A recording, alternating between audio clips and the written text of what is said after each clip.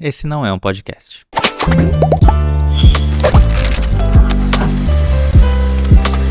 Como produtor de vídeo e quem produz podcasts no tempo todo para clientes, eu sempre tive vontade de ter um podcast, né? Porque eu acho legal a troca de ideia, né? Eu acho legal o fato de você ter pessoas diferentes e experiências diferentes e conhecer de fato as pessoas, né? E agir de uma forma como se fosse uma entrevista mesmo, para que você entenda quais foram as motivações, quais foram os problemas, quais os desafios que essa pessoa enfrenta na jornada dela, independente da área que ela seja. Então, a gente atendendo pessoas e profissionais aqui, eu tenho sempre muita curiosidade em entender o que as pessoas que estão hoje numa posição de sucesso, né, por onde elas passaram, assim, e entender realmente essa jornada delas. Eu sempre gostei muito disso e tenho muita curiosidade de conhecer isso das pessoas. Mas até hoje não deu, né? Então, acho que fazer isso aqui sozinho é uma primeira oportunidade para entender como é esse formato, o que eu posso implementar nesse formato para que ele fique mais interessante. E como um canal de audiovisual, eu acho que de repente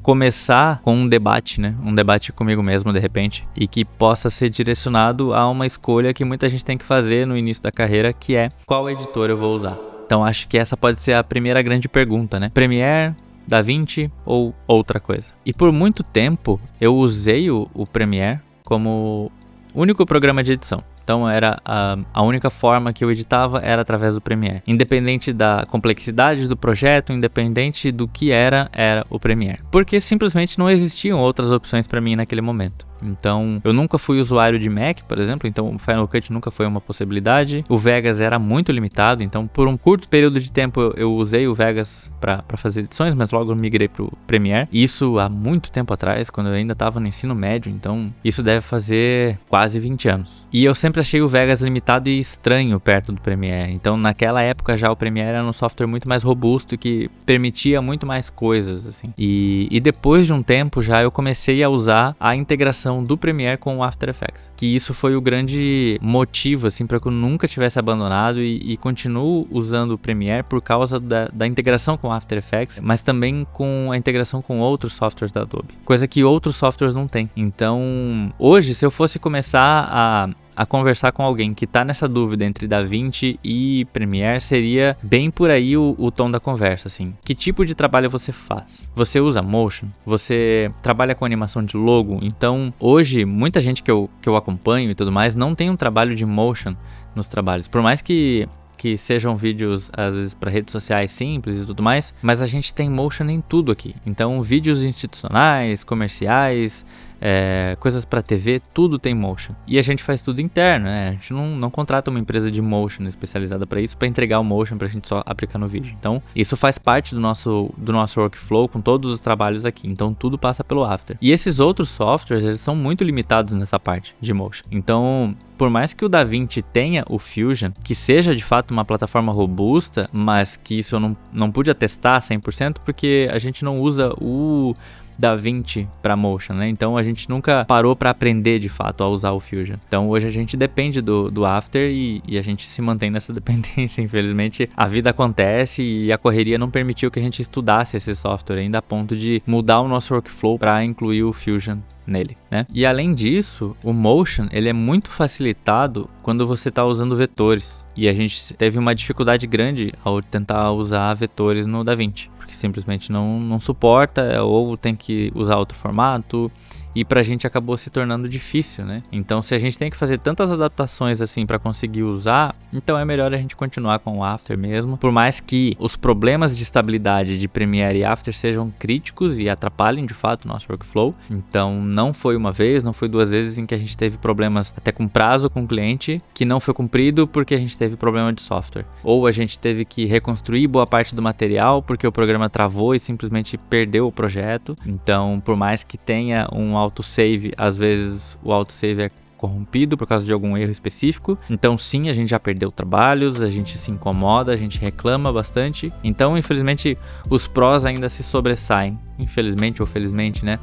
Mas, apesar disso, compensa. né? Pela praticidade que a gente tem de criar. Hoje eu vejo que a gente consegue ter resultados muito bons quando a gente fala de Motion, principalmente pela facilidade que o After tem. E essa facilidade que o After tem com a integração com o Premiere. Então a gente não precisa nem ficar exportando arquivos em alpha, que são arquivos pesados, né? Em Move, em alpha, para daí sim importar eles no Premiere. A gente já consegue fazer isso direto através do Dynamic Link ali, então a gente só pega aquele arquivo de After e arrasta para dentro do Premiere e consegue fazer a integração numa boa, já em alpha, né? E arquivos editáveis ainda, isso que é bizarro assim pra gente. Então, quando a gente vai fazer um projeto longo que tem vários letterings, a gente pode criar padrões de letterings, então de repente 3, 4 versões de lettering e a gente consegue aplicar esses letterings no Premiere sem precisar ficar duplicando o projeto, ficar duplicando comps, nada disso. A gente simplesmente duplica a camada no Premiere e altera o texto pelo Premiere mesmo. Isso dá uma facilidade absurda pra gente, assim, pra criação de GCs, pra criação de letterings, banners de aviso e tudo mais, né? Aqui no canal mesmo a gente tem um exemplo, né, que é esse bannerzinho que eu vou soltar aqui em cima, que fala sobre o nosso grupo no WhatsApp. Inclusive, se você quiser fazer parte desse grupo e trocar uma ideia com a gente, é só clicar no link aqui na descrição. E esse balãozinho aqui em cima, aqui, ele foi construído no After.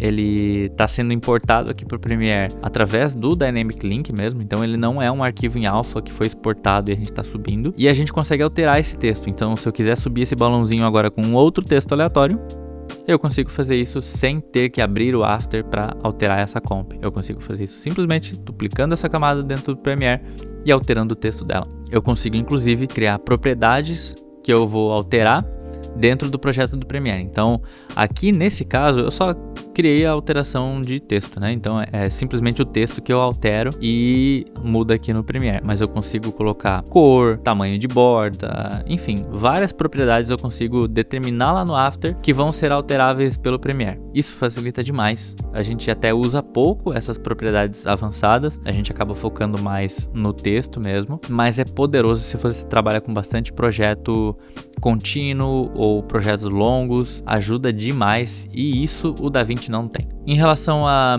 gestão de projetos, eu gosto da gestão do DaVinci, né? O fato de você ter tudo numa pasta de projeto que é interna do DaVinci ajuda, porque fica tudo organizado e tudo acessível através do painel de projetos. E o Premiere a gente já gosta de trabalhar separado, então cada projeto fica na pasta do cliente. A gente tem então o cliente X e aí tem o projeto daquele vídeo que está dentro da pasta projeto, dentro da pasta do cliente. Então todos os arquivos referentes àquele projeto, aquele vídeo vão estar dentro da mesma pasta. A gente não separa os arquivos de projeto em um lugar e os arquivos de assets e logotipo da empresa em outro. Fica tudo reunido no mesmo lugar. Coisa que não acontece com o DaVinci. Então o DaVinci tem o projeto que fica num lugar, que fica na pasta que você determina no programa, e os assets e essas outras coisas ficam em outro lugar. Isso dá uma dificuldade na hora de você transportar esse projeto para outro lugar, né? Então, como a gente tem vários computadores aqui, se a gente precisa transferir esse projeto, é claro que hoje a gente já tem um workflow diferente. Inclusive tem um vídeo falando sobre isso, um vídeo falando sobre gestão de projeto no DaVinci e a forma como fazer isso sem que você acabe se colocando no risco de perder os seus projetos. Eu vou deixar o link aqui na descrição para você ver esse vídeo, que é bem legal. Tem várias dicas que são legais para um início com o DaVinci. Então, se você não é um usuário avançado do DaVinci, assiste esse vídeo, porque às vezes tem alguma coisa ali que você está fazendo de errado agora, mas que ou já está te dando problema ou vai te dar problema no futuro, tá? E sobre a gestão de projetos, então quando a gente precisa, por exemplo, eu comecei um vídeo e eu quero transferir isso pro Samuel que vai editar, por exemplo. Eu preciso exportar esse projeto, jogar ele na pasta das coisas ali, enfim, reunir aquilo tudo e aí sim enviar para ele. No Premiere, a gente já tem isso tudo junto numa mesma pasta. E como essa pasta sempre está no Google Drive, então é muito fácil eu simplesmente copiar aquele link e mandar para ele. Mas claro que há diferenças grandes na qualidade dos softwares em relação a coisas específicas, né? Por exemplo, o color grading do Premiere é um cocô. Você é um cocô. Já no DaVinci, a gente sabe, né, é referência no cinema, enfim, todos os lugares, todos os grandes estúdios, a maioria, na verdade, usa. E existem diferenças grandes aí entre os softwares com outros recursos, né? Então, como o color grading é o grande forte do DaVinci, né? E é utilizado pela maioria dos estúdios, tanto estúdios de aqui, produtoras e tudo mais, ou estúdios focados em color. E Aí tem outras funções também que acabam passando despercebidas, né? As pessoas às vezes usam pouco ou não usam, então a gente, como tem esse uso diário dos dois softwares, né? Então a gente acaba percebendo mais essas diferenças. A forma de lidar com imagens, por exemplo, com PNGs ou com JPEGs no DaVinci é diferente do Premiere. E no DaVinci é ruim. É ruim mesmo. Assim, se você tem uma imagem que é grande e você precisa reduzir, por exemplo, um logo que você vai colocar aqui no cantinho, por exemplo, no DaVinci, não sei o que acontece, mas fica com uma qualidade horrível, enfim, não dá. Então a gente é obrigado a abrir o Photoshop, salvar uma tela de overlay, né, que a gente vai cobrir toda a cena com esse logo já aplicado no tamanho que a gente quer. Não dá pra entender. E no Premiere já é mais tranquilo, a gente simplesmente joga a imagem lá, reduz o tamanho e é isso aí, tá tudo certo. Agora o som. No som, o DaVinci tem uma página específica focada para a parte de som, né, que é a parte do Fairlight. E lá você tem vários efeitos, enfim, a mesma coisa que você tem no Premiere, você tem no DaVinci. Mas uma coisa tem uma diferença muito grande no resultado, que é a redução de ruído. Então, a redução de ruído do DaVinci é absurda. A qualidade que ela consegue, tanto em ambientes com bastante som ou gravações que não ficaram boas, assim, a gente consegue ter um resultado muito bom com o DaVinci. É simplesmente ligando o negócio lá e reduzindo um pouquinho o efeito que ele faz para que não fique muito forçado. E você já tem um resultado absurdo, assim, já melhora demais. Mesmo a gente gravando em estúdio, às vezes, dependendo do lugar onde a gente está aqui, tem um pouquinho mais de eco. E passando por esse tratamento do DaVinci, fica lindo, assim, lindo mesmo. Então eu vou até colocar aqui, enquanto eu vou falando, eu vou trocar, né? Então, com o Noise Cancelling e sem. Então, aqui agora a gente está com o Noise Cancelling ligado, e aí vocês podem ver como isso altera a voz. E agora eu vou desligar para que vocês tenham uma noção de como que é desligado e como que é o áudio natural que está sendo gravado aqui pelo gravador e por esse microfone condenser. Então, por mais que a gente esteja num ambiente controlado, com isolamento, com janelas acústicas, ainda assim você consegue perceber sons de fundo que o Noise Cancelling do DaVinci Resolve tira muito bem sem afetar a minha voz. Esse é o mais importante, a gente nunca gosta que isso afete a voz, porque aí o cliente que está recebendo esse vídeo vai assistir e vai falar, cara, o que aconteceu com a minha voz? E eu sei lá. Minha voz não é assim, o que está acontecendo? Então eu já tenho a minha voz taquara rachada, mas eu gostaria de manter a minha voz taquara rachada. Eu não quero que o negócio fique alterando minha voz para que eu pareça um robô depois. Já o Premiere é ruim. É ruim mesmo, eu não sei o que acontece, cara, mas a Adobe é tão boa em fazer coisas com inteligência artificial, mas o redutor de ruído do Premiere é ruim. A gente tentou usar em um projeto, mas a gente teve que fazer tudo no DaVinci, exportar só o MP3 do áudio e jogar lá pro Premiere, porque era muita diferença, assim, era bizarro de ruim, assim. Então agora eu tô colocando também, enquanto eu tava falando, eu tô colocando aqui o antes e o depois, né? O antes arquivo original e o arquivo mexido com o modo Enhance do Premiere. Não recomendo utilizarem. Se vocês só têm essa opção, beleza. Agora, se tem a opção de usar o DaVinci, usem o DaVinci, porque, cara, é brabo, viu? A diferença é muito grande, não compensa, não compensa. E aí, a gente tem outras diferenças pequenas, mas que fazem muita diferença no dia a dia, né? Então, por exemplo, o fato de você conseguir exportar arquivos individualmente no DaVinci. É claro que isso faz mais sentido porque você está lidando com cor. Então, se eu quero começar esse projeto, fazer a cor desse projeto no Premiere, para daí exportar ele para editar em outro lugar, faz sentido que eu consiga ter uma opção para exportar arquivos individualmente. Agora no Premiere já não faz tanto sentido, né? Porque ninguém no mundo usaria o Premiere para fazer cor. Então ninguém, eu imagino, que exportaria individualmente clipes no Premiere. Mas eu já procurei essa opção e infelizmente não existe. Não tem como exportar individualmente no Premiere. Outras diferenças? Olha, no mais, eles são muito parecidos. É claro que se você está acostumado a editar no Premiere e pega o DaVinci para editar, dá muita diferença.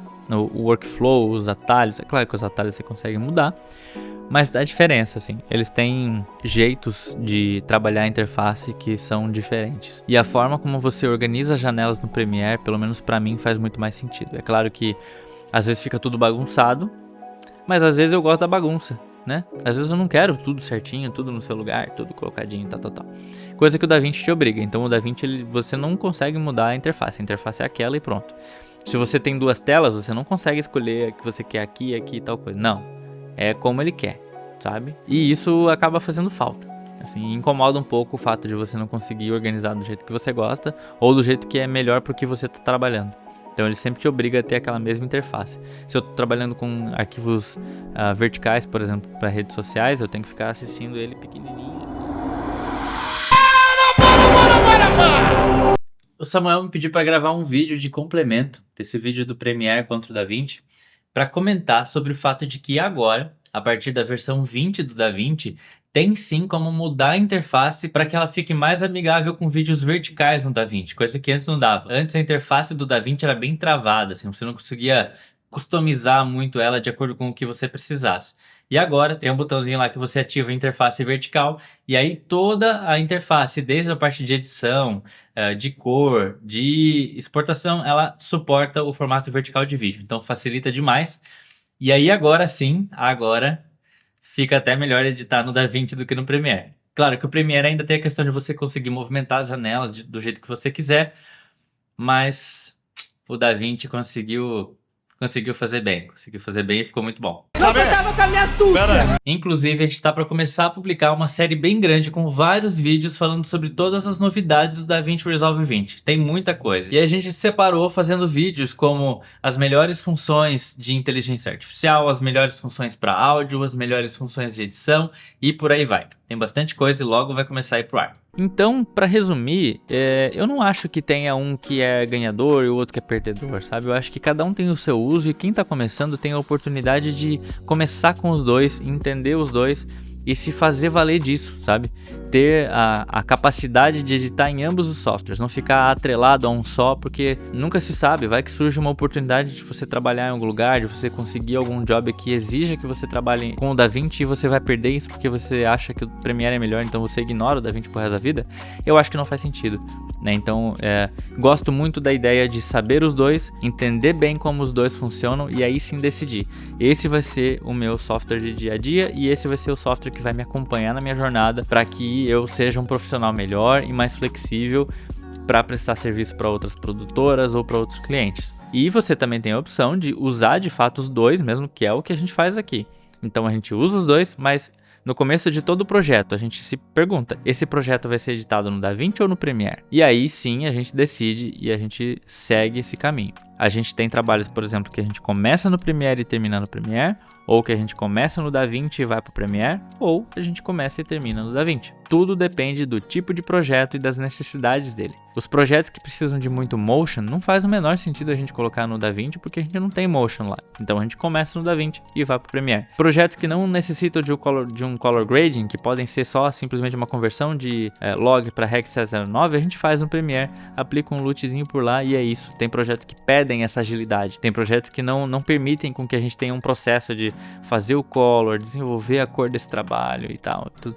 Então, é muito mais prático desse jeito, né? Pega o arquivo, converte, edita, põe um LUTzinho, fechou, é isso, segue, tá postado, né? Então, veredito, depende. Desculpa te desapontar se tu esperava uma resposta fixa e que te ajudasse a entrar no site lá e baixar a melhor opção para você, mas conheça os dois. Conheça as duas opções, entenda os pontos positivos e os pontos negativos de cada uma delas e de que forma que isso se aplica no seu workflow e nas suas necessidades de trabalho ou dos seus clientes. E aí sim você vai ter uma resposta muito mais clara de qual software é o ideal. Porque, na minha humilde opinião, os dois são ótimos softwares, os dois entregam muita qualidade no que fazem, mas eles têm diferenças que são bem importantes dependendo do projeto que você está lidando. E eu espero que você coloque nos comentários o que você gostaria de discutir aqui nesse monocast.